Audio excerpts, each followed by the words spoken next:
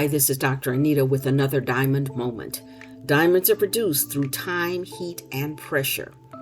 The way that we utilize the information that we have gone through, the situations that we have gone through, allows us to extract the benefit from that experience to create a diamond in our lives.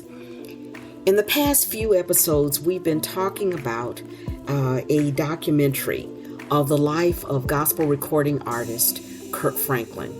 If you haven't done so, I definitely would recommend you going back and looking at it. As I've said previously, it's a 38-minute documentary. It's very well worth your time.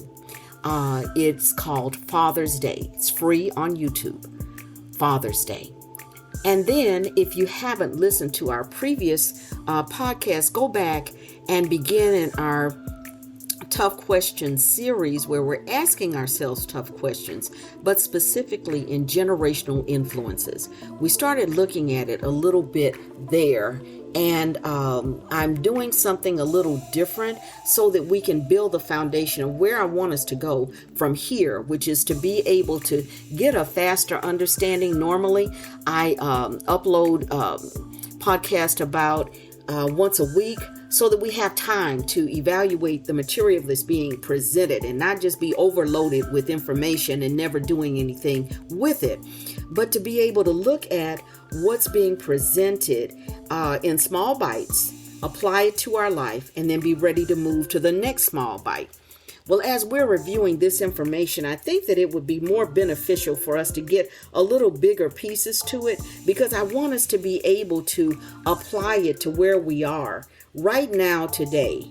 And this is being recorded in 2023. I know that giving dates always makes something antiquated a little bit, but we're not going to worry about that. We're going to say that this is when it's being recorded, so that you can, again, look at yourself right now today and determine how you can use this information. How does it line up in your life? When we are, as humans, don't have the ability to be objective enough to sometimes look at ourselves, we often can see it very much more clearly looking at the life of someone else. So that's what we're doing. We're using this documentary more as a case study into our own enlightenment.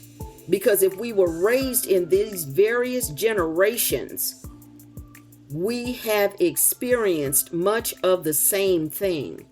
If we're able to look at it in Mr. Franklin's life and see how he may have overlooked some of the contributing factors in the relationships that he's dealing with, maybe we in turn will be able to take into consideration some of these same factors in our own lives. We've talked about the generations and how they line up. We've talked about who was in his life from the silent generation to baby boomers. And then we talked about him as a person coming from the generation that they've termed as Generation X. So now I want us to move forward from there and look at his son, which it falls in that millennial generation. So his son, when you have been raised by a person who had to be overly responsible, maybe in age inappropriately mature, dealing with life issues that possibly they weren't prepared to deal with, like those of Gen X, where you're raised by a person who had to be self-sufficient, who had to take care of themselves, who dealt with adversity in life at a very early age, who maybe made generational decisions that caused you to be in existence. Maybe your parent was a teen parent, and they raised you with the information that they had that was lacking because maybe their parent had issues, and then maybe their parent's parent was not instructive to them. We always say, if I knew better, I'd do better. So maybe you're raised by a parent that's doing the best they can, but yet it's inadequate for who you are and where you are. Now, what do you do with that? Do you have a child at a young age? Are you equipped to be able to raise that child so that they live a different and hopefully a better and more productive life than you lived? Or do you continue down the same vein? We see Kirk Franklin's son and realize that there's been some very public disagreements that he's had with his dad. Coming from an age where the internet and social media is well in effect, he actually recorded a disagreement that he had with his father, the gospel recording artist, the minister of music, who used profanity in talking to him. Okay. He felt that if his father's millions and millions of fans knew that this was the real Kirk Franklin, it would do something in diminishing who he was. His son, I believe, out of his own hurt people, made a mistake. And as we see in this documentary, he's going to admit that what happened following that was hurtful to him. What happened is that his dad stopped talking to him. When you're in a public position and someone has determined that they're going to do everything that they can to affect you negatively, what is one way that you can stop them? It's either to stop talking with them, cut off the interaction. There are instances where children have sued parents and parents have sued children. He didn't go that route, but he did stop allowing him entrance into his life. In this portion, at the latter part of the documentary, the son talks about how that affected him and how after he had an opportunity to think about the decisions that he's made, that maybe he realizes that this wasn't the best that he could have done. However, it was what he had been taught. His dad, who, if we remember when he was referring to his mom, he referred to her as Deborah, and he probably had been doing that for years, taught his son a level of disrespect that you have for your parent, that a child can have for their parent.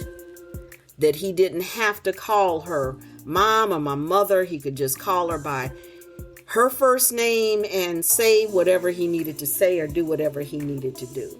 And he may not have intended to, but he showed his son a way of lashing out and a way of being disrespectful to his parent.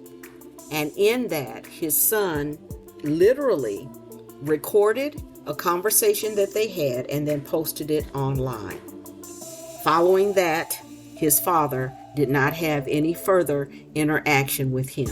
Kirk Franklin went on. After that, video was released and he gave the reasons. He talked about the relationship he'd had with his son and how difficult it had been. And this was not something, the problems that they had was not something that came up overnight. It had been ongoing.